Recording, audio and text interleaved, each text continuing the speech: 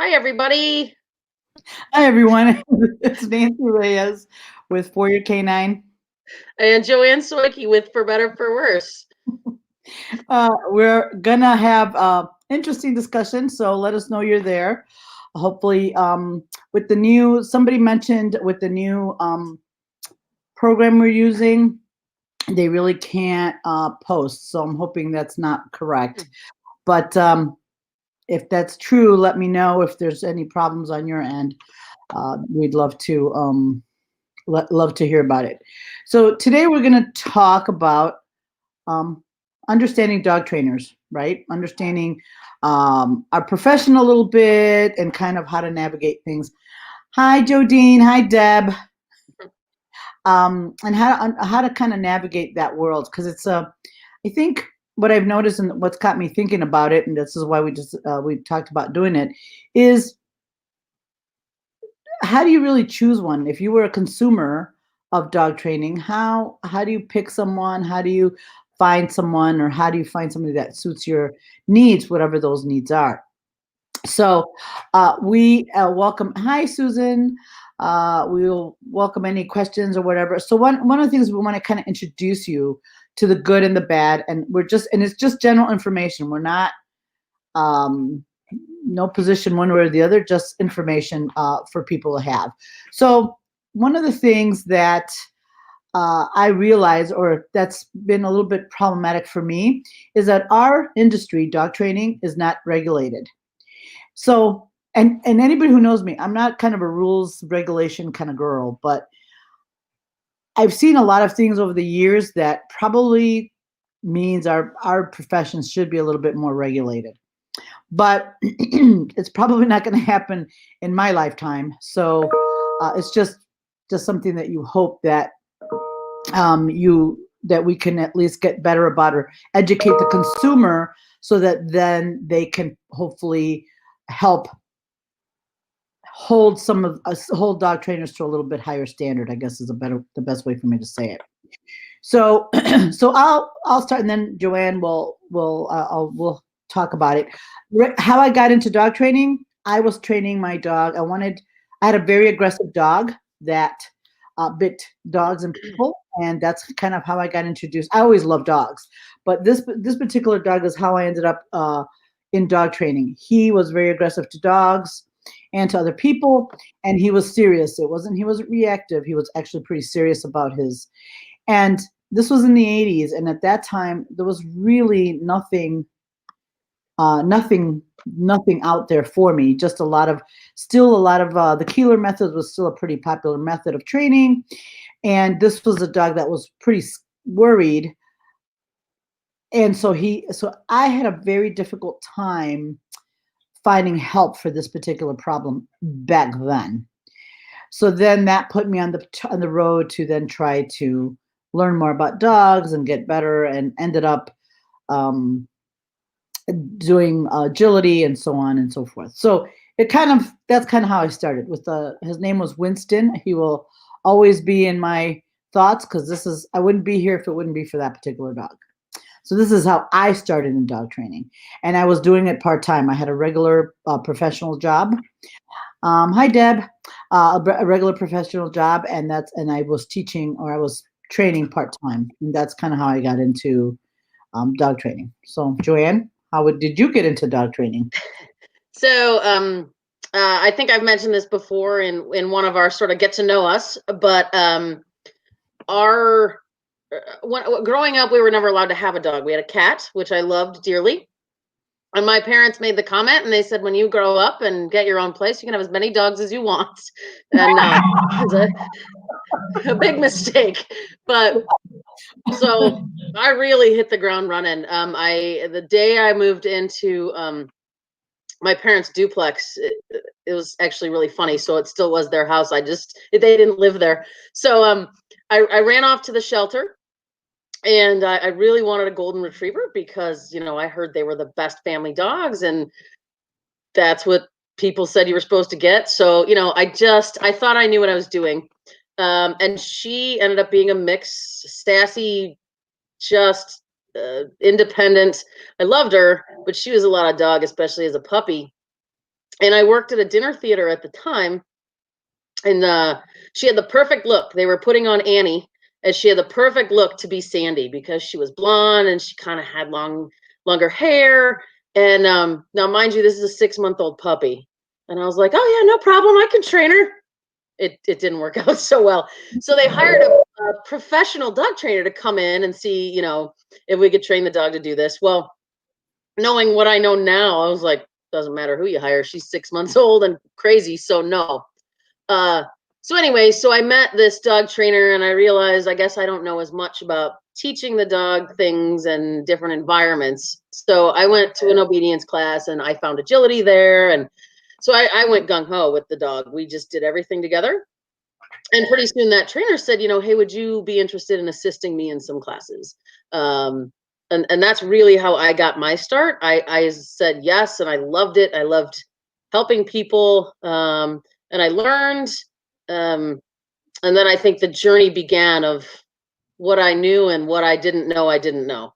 So, so Nancy, I think it might be a good idea since you mentioned it, right? I hate to get into too many methods, but Nancy mentioned the Keeler method. I think that started in the late '60s. Is that Yeah. right? Yep. Mm-hmm. Yeah. So, do you want to talk about it? Sure. And the Keeler Just method, as a high level, so people know what it is if you don't know. so the Keeler method is it it is an effective training method for many dogs. So we can't say it doesn't work because it does. But basically, it's a correction or more punitive based method of training. So basically, you correct the dog and let it with the and so there's not a lot of information. There's not a give and take. It's like you do what I tell you, and you're just gonna do that, and that's it.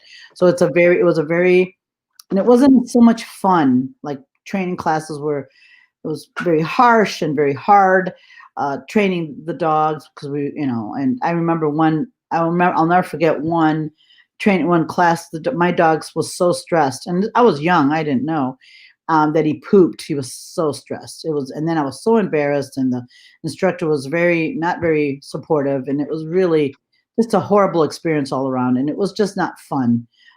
Training the dog was just like a chore, and it was work, and it wasn't fun at all. So it's a lot of punishment based. And it works for some dogs and not for others, we've found. But that's true of a lot of things. So back then, that was all we had. That was the only choices we had until I think '80s, late '70s, early '80s, when everything started to change, and they were looking. We learned more when. Oh my gosh, what's her name? Don't shoot the dog. Jean Donaldson. Jean. No, no. Oh my God, I read that book like 20 times. Karen Pryor. It was Karen Pryor. Don't shoot the dog. Oh, that's right. Yeah, and when I read that book, I was like, oh my gosh, this is so much better. So Karen Pryor, the training methods came from marine mammal or animal training.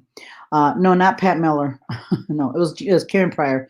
And she took that information, the training methodology from training marine mammals, and it was operant conditioning. And when that came about, it was like so much better and more, such a better way to train your dogs. So, and we're not going to talk about a lot of methodology because it gets controversial, and we don't want that. We want you to for the general public to be more aware of what to do and what to ask. Yes, Karen Pryor. But that book was a life changer for me and for the dog training industry in general. It was just completely changed how we train dogs. I hate to say it, but we still have the Keeler method is still alive and well in the dog training community. But the operant work has taken hold, and now we train a little bit of a different way. Actually, a lot of a different way. So anyway, that the Keeler method at that time was all we had when I had Winston, and the poor dog you think back about how the training you thought you were doing at that time, and you're like, it makes you want to cry because the poor dog suffered it, did not have the best options. But that's how we learn and we get better. And this is why when I started my business, I wanted people to know more and get better and understand things more so that it would make life better for dogs, for the current dog and for dogs that will come after, and also educate other people. So that's kind of why I started my business, and it's still very much my mission to help people have a different relationship with their dogs. Because I know a lot of people say it, but a lot of people can't do it. So so that's really the goal, and it's hard. It is hard. It is another species, no matter what. Their dogs are a big part of our family, but they're still another species, no matter what. Anyway, so those are the different methodologies, and we're not going to talk about it because some people like, it is everybody's right to like whatever dog training methodology there is, and it's just, all I ask is that people are more open-minded about it and are open to other different methods, right? And give other things a try. That's how you learn and get better and grow. Yes, John, that's exactly the right comment. I want my dog to want to work with me, not to have to work with me, right? Right. That's the goal for I think I know our training methodology. Right. You want the dog to be, when you get ready to go to training, you want the dog to be like, all right, this is going to be fun, instead of, oh my God, we got to do that again. And the dog is dreading it, and you can't get them out of the house, and they don't want to go anywhere. Anyway, so those are things that, again, we're not going to give yay or nay. We don't use the Keeler method. We train positive reinforcement, and that's what we like, and that's what we've been doing for all the years.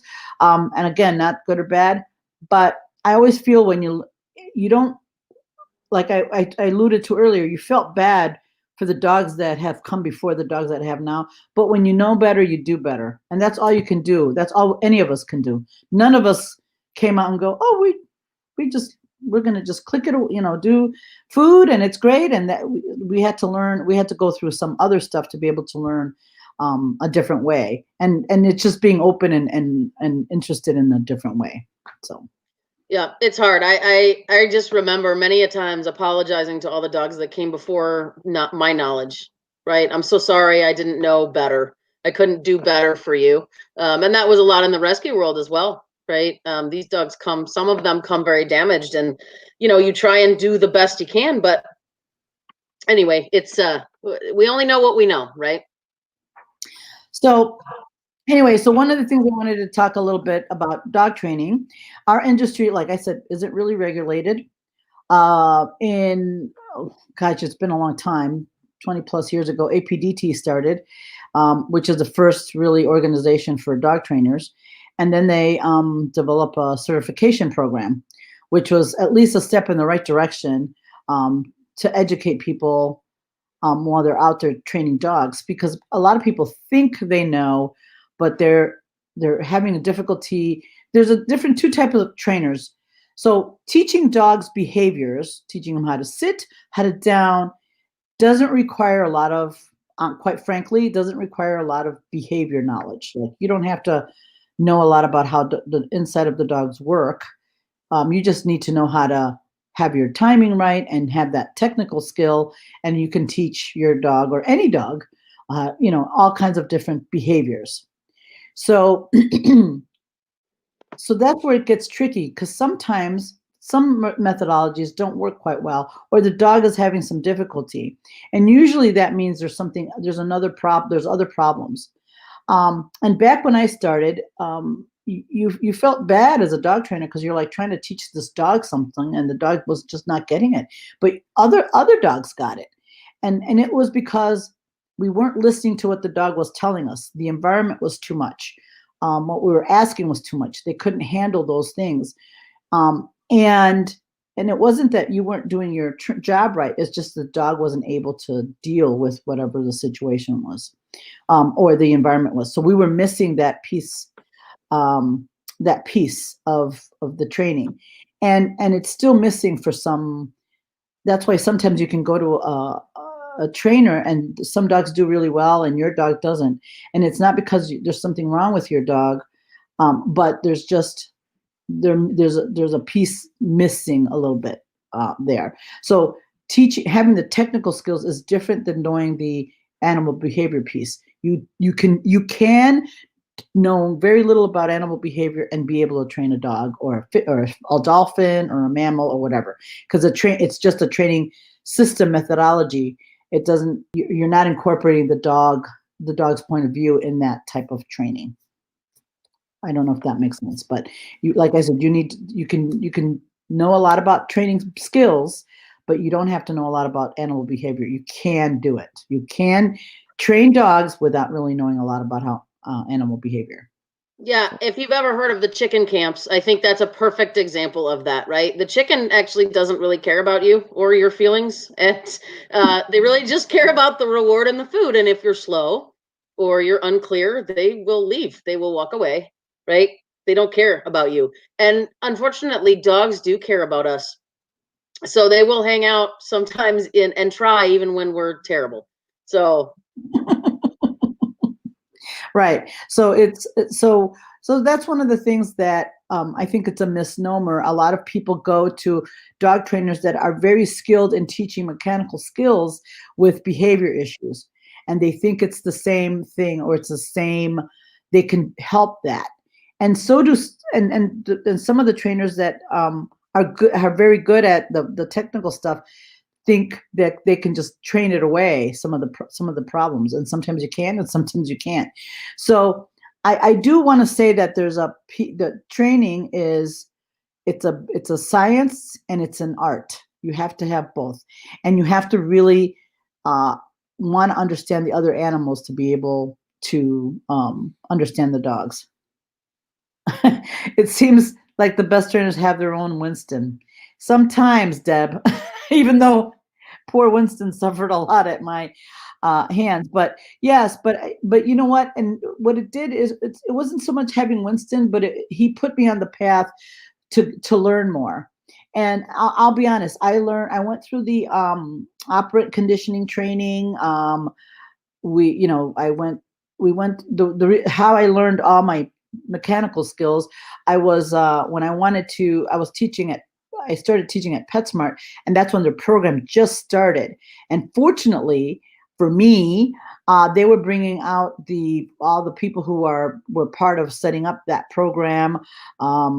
Really, Gene Donaldson, a lot of these great people, and so I got a lot of training for, really great in the beginning.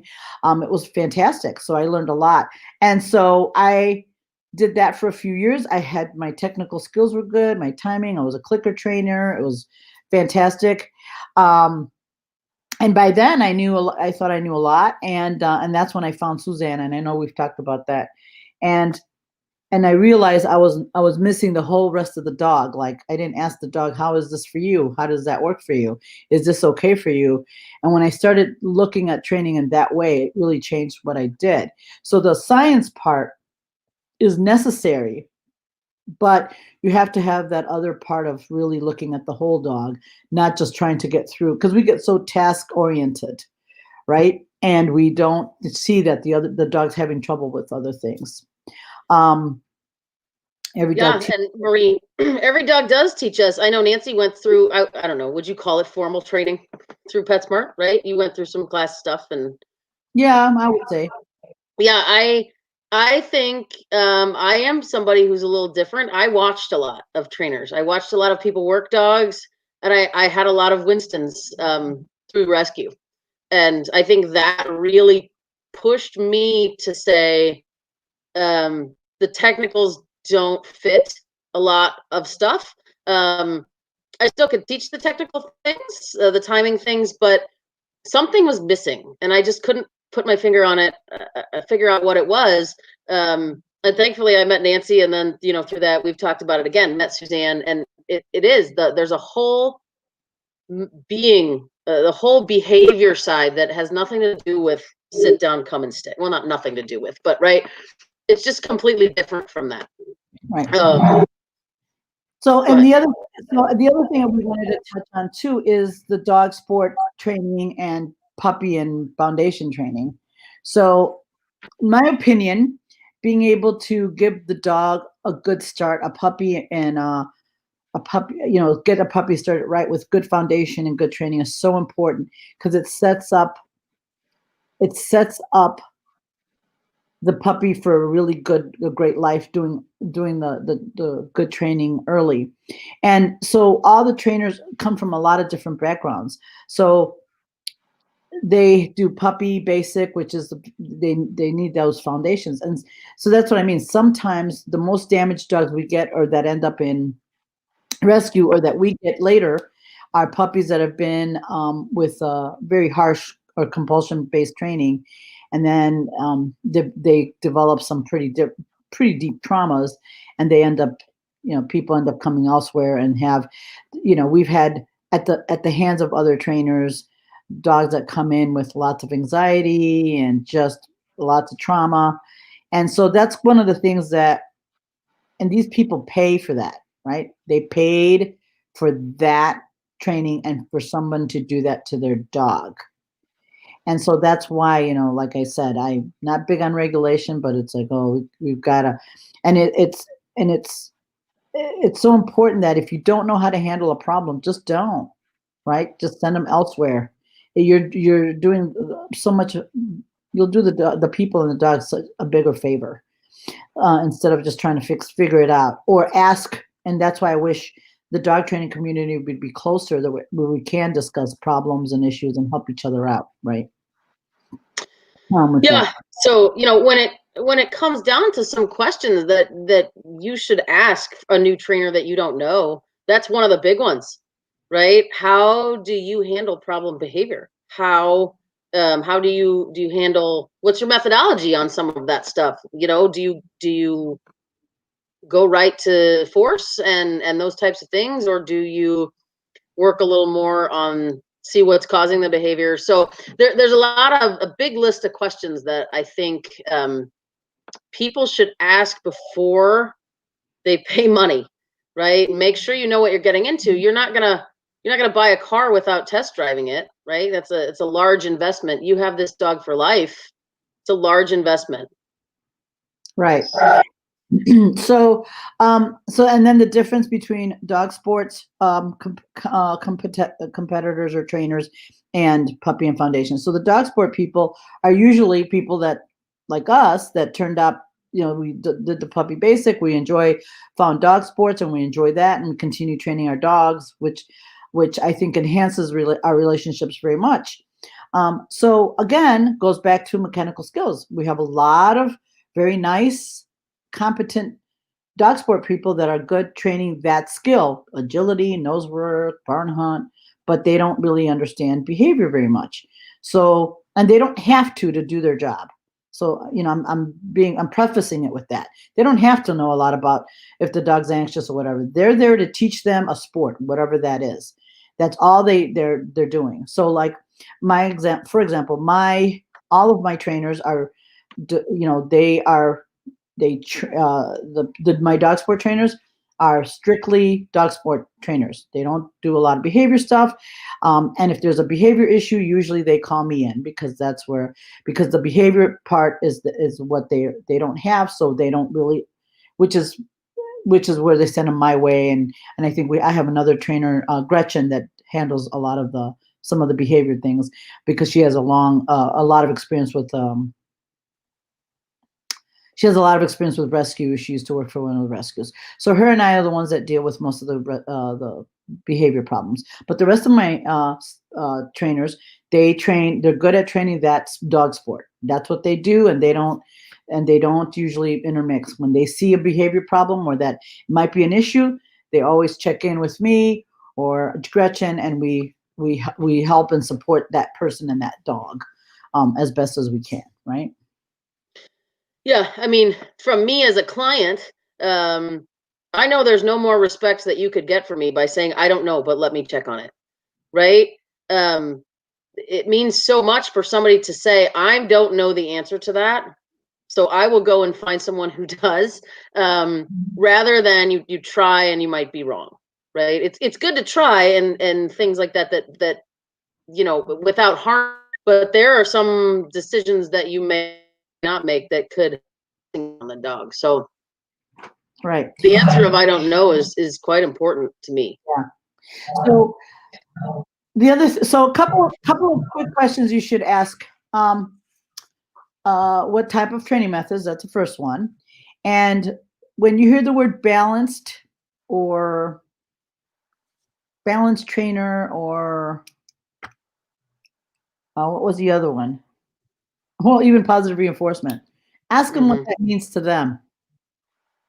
Because we have had people that were balance trainers and they were e-collar trainers, but they called themselves balance trainers. Again, nothing against an e-collar trainer, but if that's what you're doing, that's what you should be honest with people and tell people that's what you're doing. So it's about being honest about what you're doing.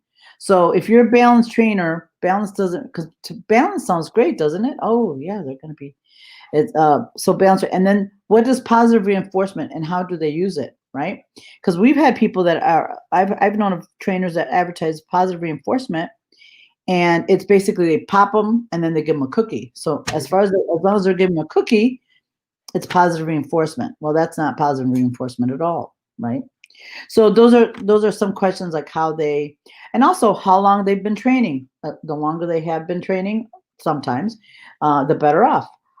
Where did they get their start? How did they start? There's nothing wrong with asking those questions because I don't think a lot of people do. Nobody's ever really asked me how I started training dogs, or asked me how I started, or asked me what certifications I have. No one's ever asked me that in all the years I've been dog training, ever.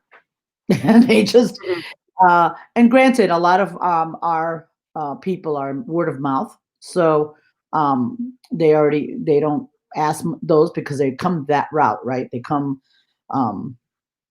through word of mouth. But we have a few that have come through they just found us. And those people, none of them have ever asked what's your how'd you learn, what you do, never questioned, right? And the other thing, so those are the first things I would ask, how they, and then one that Joanne just brought up is, how do you handle disruptive dogs? If you have a dog that has some issues or arousal problems, how do you handle that? Because I cannot tell you how many people we get that say, "Oh, we got kicked out of our last class," right? Yep. And for what? Oh, he barked too much. Oh, okay. So Right. it's I think that's what some people forget. Is that people are paying money to get problems fixed. If dogs were perfect, they wouldn't be paying us to come to classes. Thank you, Barbara. I appreciate that.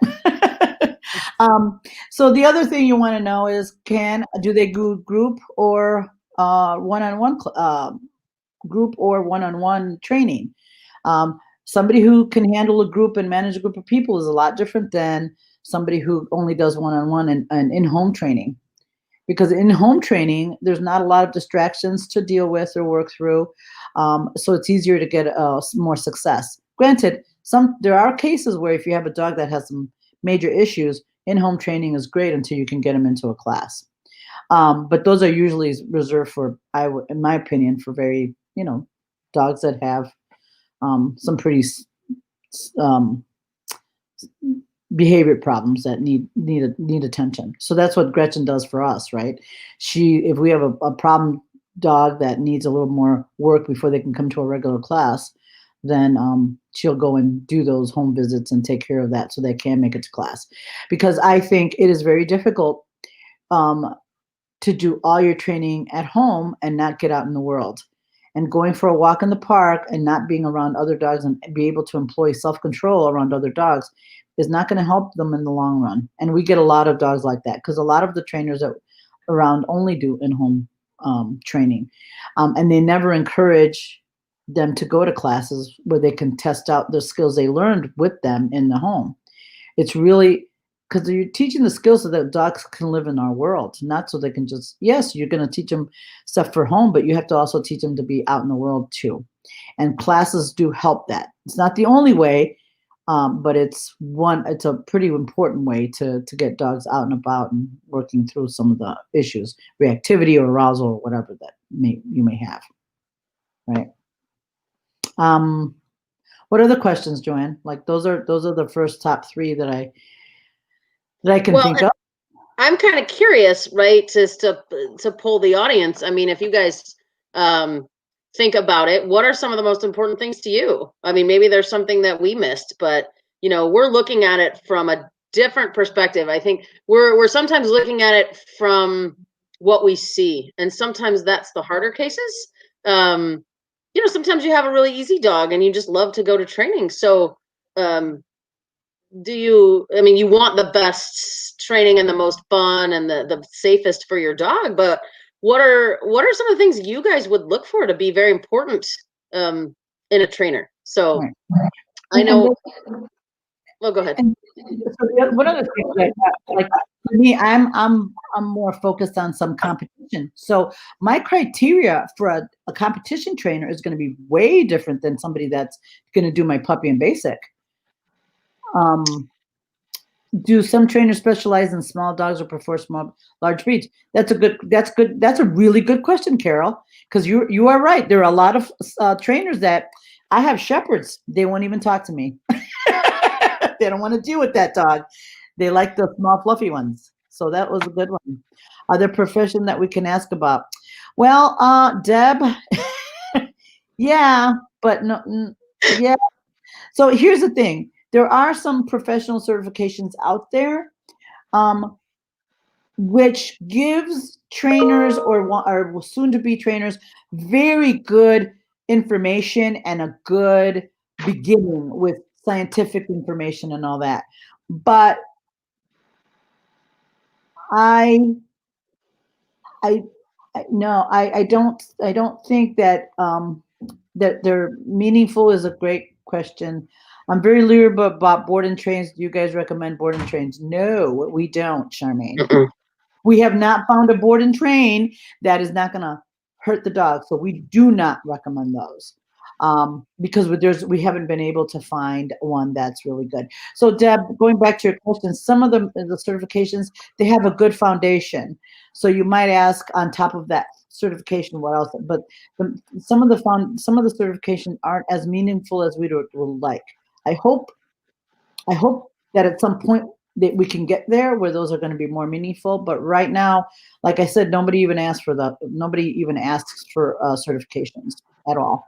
They just No, and trying to be as PC as possible. There's a lot of certifications and letters that you pay some money in your name. There's other ones that do require some study, some significant study. And it's a test, be it in person or a book test. And I'm not saying that you won't find some of the best trainers that have some of those certifications. Some of them are lovely. I've seen a couple that have the other side of it as well. But would you go to a doctor that scored really high on his boards, but he kills everybody he performs surgery on? I mean, you have to look at both sides. And I joke, I look at Nancy and I don't think you do either, Nancy. We don't have any letters behind our name when we advertise ourselves as trainers, right? And if you didn't know, you're Joe Schmo off the street, and there's trainer C over here that has 6 things behind their name. Oh, well, look at that. They must be better. Look at all the certifications that they have. And they may have never trained a group class. They may have never ventured out of the book, may have never trained a dog in their life, but they can answer any book questions. So I think that's rare as well, right? I think the people who are doing the certifications are working dogs, but I'm not saying that people don't work hard to get those certifications. I'm not sure. There's more. Personally, If it's, I want to see if you can put it into practice. I really Right. do. And More so than answer the question in the book. right. And that's what Marty says. Look for a trainer that shows interest in knowing my dog and helping with. And then that's the other thing. And also the trainer's ability to, because that's a really good point, Barbara and Mari. If you don't have a trainer that can adjust on the fly, like say you have a dog that maybe is behaving in an unexpected way in the class or whatever, that they should be able to pretty quickly on the fly help that dog and help that handler be successful for that day, instead of you can't be here, you can't do this, you have to go, or whatever it is. So it is really, really important that they have flexibility. And I'm going to be honest, most dog trainers are not people person, which I was shocked to find out when I started training dogs, because I was surprised, because I love people, and that's why I figured, what's the best, why not? I love dogs, I love people, yay. And then I found that most dog trainers don't like people, which is tough, because I've never had a dog drive up to my facility with a checkbook and say, I want to learn. So if you can't handle the people. I want to train those dogs. If Yeah. you could find those. Yeah.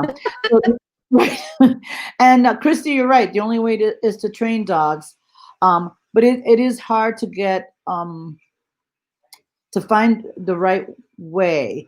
Because Christy, when I hooked up or started learning with Suzanne, it was really hard. She was very hard on me, and expected a lot more than and I'll be honest, she was tough on me, and I wanted to quit a couple times because it was hard. But yes, you have to be able to, but anything that's worthwhile, you're going to it's going to be hard. It's not going to be simple, right? We were just poorly socialized when we were puppies. Yeah, that's the truth. But experience is required. And also what kind of experience, right? Somebody that has you develop different skills. Like when I talk about competition instructors, some of the competition and instructors compete, and they're great competitors, but they're not very good instructors. How many, one of the questions I would ask if I was going to a competition instructor, how many people have you trained to the higher level? None? Or your own dogs? For me, that doesn't work. How many people have you coached to that level of training? Because if you haven't, then why would you think you could do it for me if that is my goal, right? I have met both trainers who had the dog's best interest at mind and have been uninvited back to herding farm because I would only use positive training. Yeah, Jen, unfortunately, that's true. New Horizon is supposed to be great, but you can use which you don't have. What's your thoughts on them? I don't know them, Tony. It's by us, Nance. So if you're asking our personal opinion, I'll give you my personal opinion. There's a place for them. In my mind, I would only use them in a life or death situation, right? My dog is eating the neighbor's chickens, and they're gonna get the shotgun and shoot my dog. I've tried everything. I might use one. I know in the Southwest, right? They have snake trainers. They will come down and that's what they use. They want that dog to look at a snake and never have a thought to approach it. I think if you look at the European ways of using it, us in the United States, in terms of John Q dog trainer, we watered down that e-collar to be just a horrible training method, in my opinion. They do work. They do if used correctly. I haven't seen many people use them correctly. Right. I'll say that. Right. Morgan, do you do continuing education yourself? Yes. And a lot of the people that are CPDTs have to do continuing ed every year. It's required. But yeah, how often do they go to seminars? And Morgan, to go on that, I don't see a lot of people coming and doing a lot of continuing ed or learning from each other, because a lot of dog trainers have some specialties that I would go learn from. Like, I don't know a lot about herding, but I'd sure like to go see a good herding instructor. You learn a lot from that. And and gives you another outlook on things. So yeah. Um, and the right trainer makes you want to keep training. Yeah, because it's supposed to be fun for you and your dog. And being able to take the book stuff and put it into real world, like Eddie said, is really important, because you can be a genius and take a great test and be able to do that, but how can you incorporate that um, into real world, right? Yeah, so I just wanted to go back to Jennifer's one comment at the end, right? She's been uninvited back to a farm because she only used positive training methods. I think, being asked to leave a class because you're choosing to do something, more, not use force, right? I understand that some people find success with that. It's not my choice. And I was actually kicked out of a beginning obedience class with a 5-month-old German Shepherd Foster. She was wild. She wasn't quite right in the head. And she had peed on the floor. And I went to get the bucket, and the trainer said, "Here, I'll hold your dog. You clean that up." Okay. So I look over, the dog is just climbing on the trainer. And she's pushing, and she's popping the collar. And I had a martingale on the dog, normal martingale collar. "You need to put a choke chain on this dog." And I said, I have a martingale on. I feel like that's pretty safe. And she's like, "No, you need to put a choke chain on this dog." Well, not really comfortable with that. And she's like, "Well, you have no control over your dog." And me, forgive my language, being the smartass that I am, I said, "Well, technically you're holding her, so you have no control over my dog." That could have been why I was asked to leave. But so I took the dog back, and I got my cookies, and immediately she focused back in on me, and we had some success. And she watches me for about 45 seconds, and she stomps over and she says, "You can't use cookies in this class." I said, "I can't use treats in a beginning obedience class." And she goes, "No, if you want to use those, you need to go find one of the other classes." And I was like, "Okay, thanks very much." And I took my dog and I left. So to this day, I'm just confused by that. Were you mad because I could do something you couldn't? Did I embarrass you? And they didn't know who I was. So, but I just, as a trainer, if I see somebody in a class and I'm struggling with something and they do it really well, and be like, "Hey, how did you do that?" Like, I want to learn. Is there something I'm missing that you have that I don't know? So I'm Right. always for furthering education. Right. And and that's unfortunately one of the things that we have as dog trainers, right? We don't learn from each other. We don't try to, because if somebody, like for example, I recommend other trainers that are better at teaching certain things than I am. Why wouldn't I? Because you're doing right by the consumer. It's their I am I'm not going to be a good, if you want to do competitive obedience, you're not going to come to me because I guess I could do it, but that's not my passion. I don't have the experience behind me to make that claim. So I'm gonna send you to somebody that does have that skill if that's your goal, right?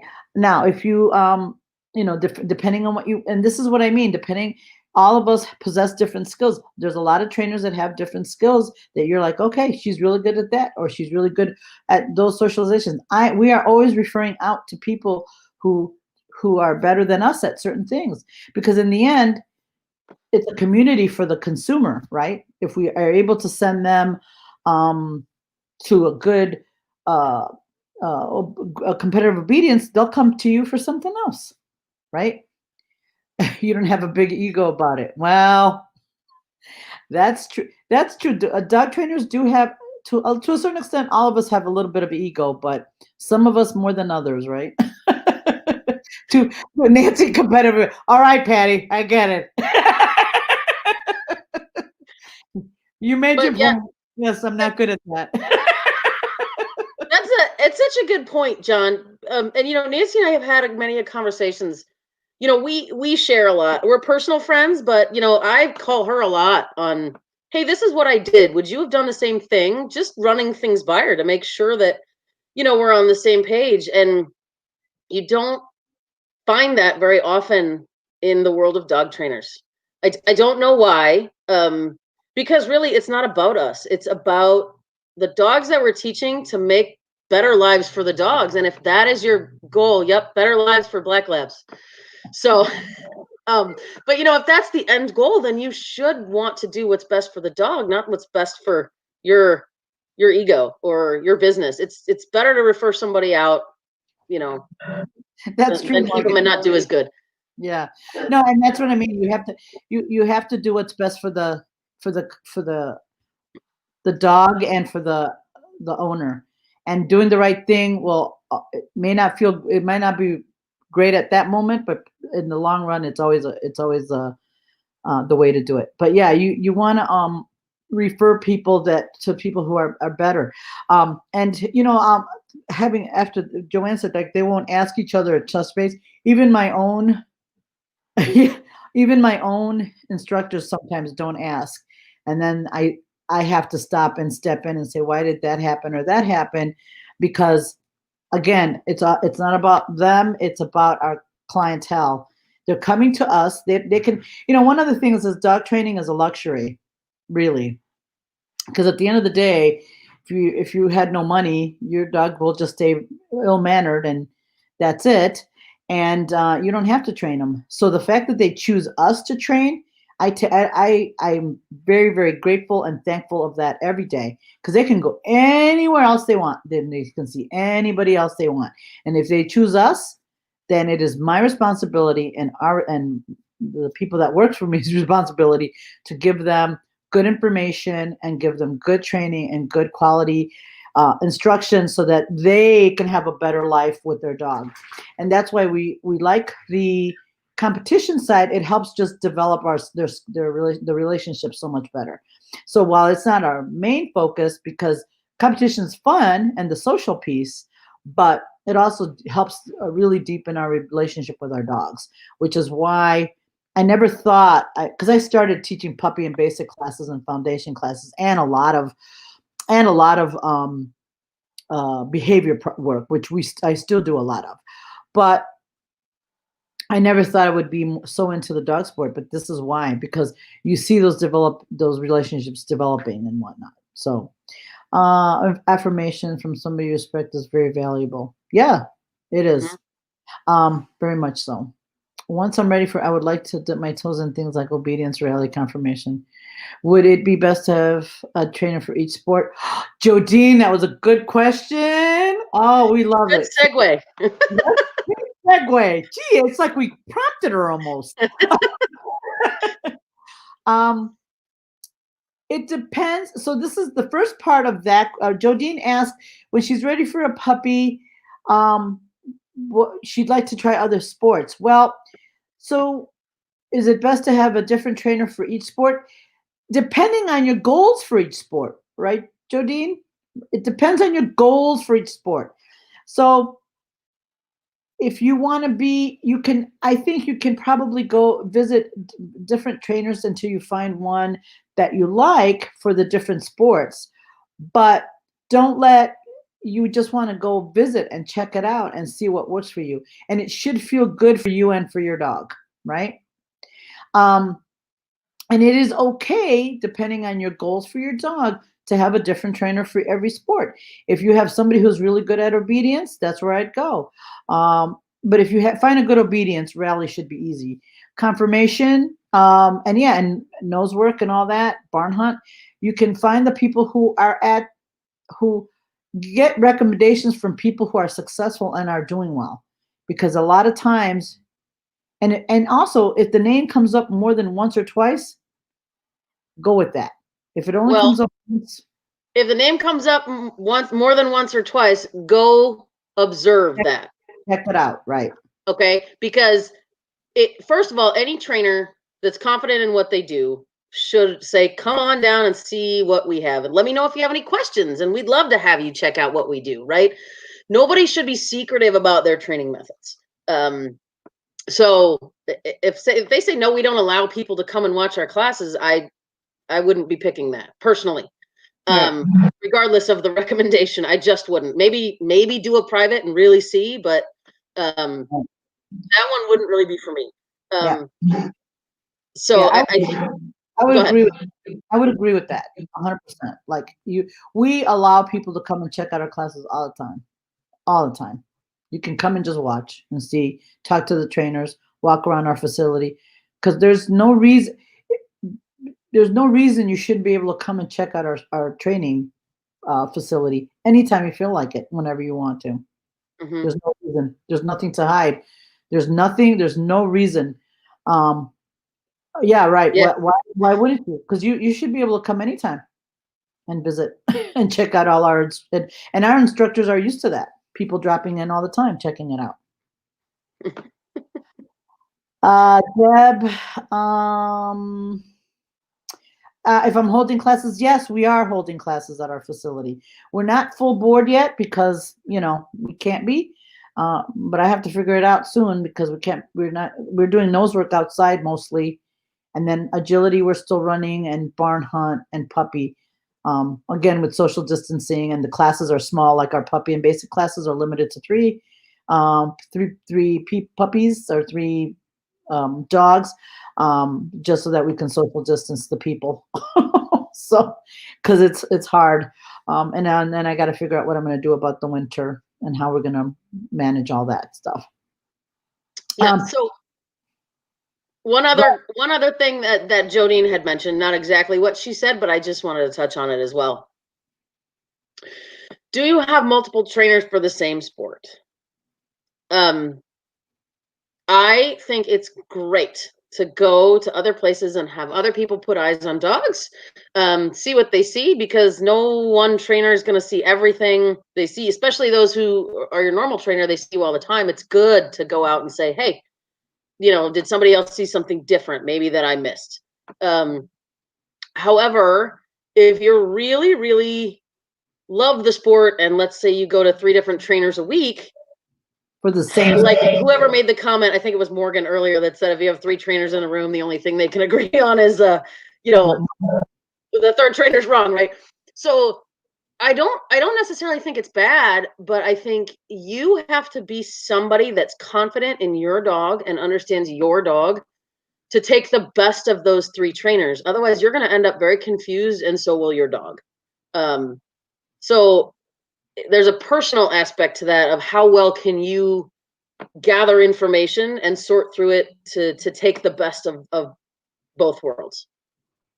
Yeah, because we have clients or students that go to multiple trainers for the same sport, and that it gets pretty gnarly for the dog, right? Because they're trying to do different things and different methodologies or whatever for the same sport gets very confusing.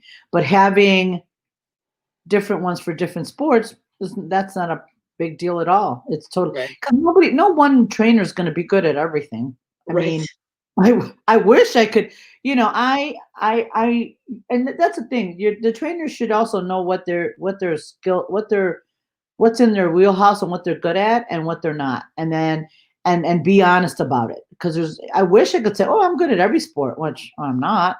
I know about a lot of sports, but what I feel I am best at, that is, I teach nose work and I teach behavior problems. I work with those, and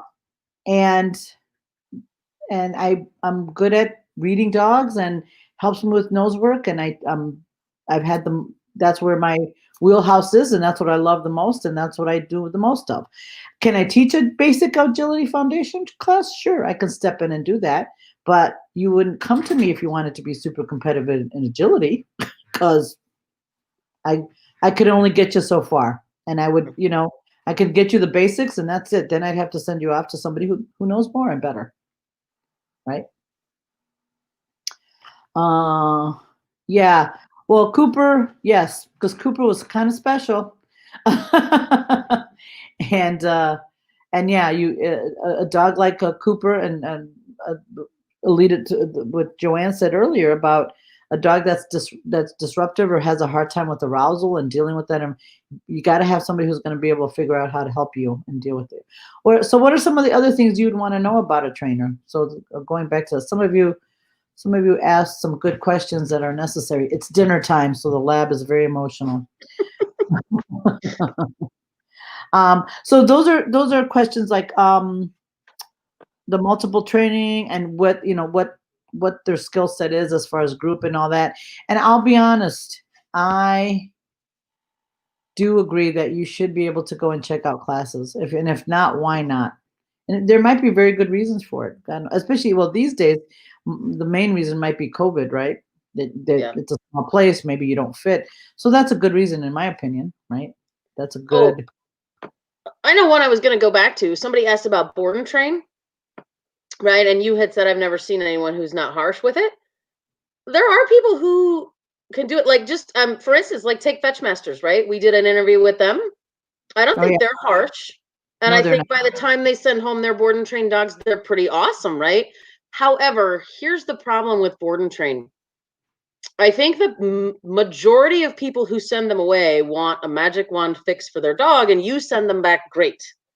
And they do, right? They'll come home with a lot of skills, but you have to understand how to get those skills and how to keep the maintenance on those skills. And that's where it doesn't work, right? You'll pay $1,200 to send your dog away, and they come back, and in 6 months you've undone everything. Not you, but right, the general person is going to undo everything that's been taught because you don't know how to train. You didn't listen to the trainer, and you don't do it the same way. So your dog goes, I'm back with this guy. So Right.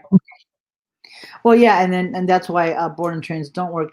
And the big and Joanne alluded to it. People who send their dogs to board and trains are looking. They don't want to. That they don't want to learn how to train dogs. They don't want to understand their dog. They don't want that. They just want it fixed, right? So Deb says, can they adapt to my needs, or do I have to do everything their way? And it goes back to, yeah, not being invited, or you have to wear a collar, a choke, you have to put a pinch on, or you can't wear those things, because that goes the other way too, right? And early on in my business, I had to make a decision on that, right? I had to make a decision on that. So do I let people come to my facility with pinch collars on, as much as I don't use pinch collars, but do I allow it? But so the answer was the answer is this: if you don't get them in the door and teach them another way, you're just going to lose them. So if you can get them in with whatever they have, with whatever they bring, and you can show them another way, I think that's a win, right? That's so we are pretty open about what we. The only thing we don't allow people coming in is with a pinch collar. I mean, with the electronic collar, because no. But if they have anything else, we'll take you in. We're not going to judge it, and we'll just help you uh, develop better skill, right?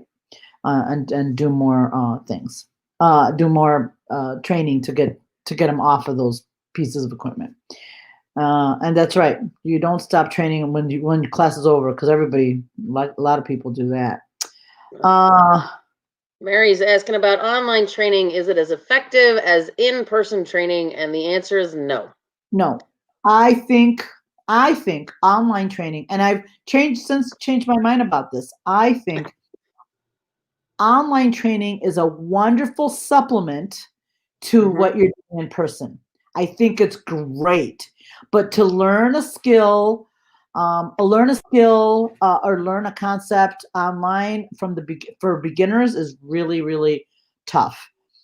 It doesn't translate well.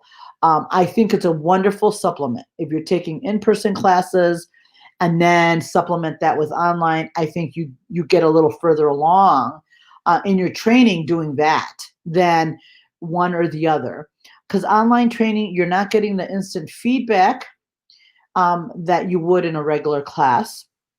And if something goes wrong, you might have to wait many, many days or weeks to get the information, and sometimes the video doesn't have everything um, that you would base it on. So base any answers on. So I think it's a great, fantastic supplement to in-person training, which I didn't think so before.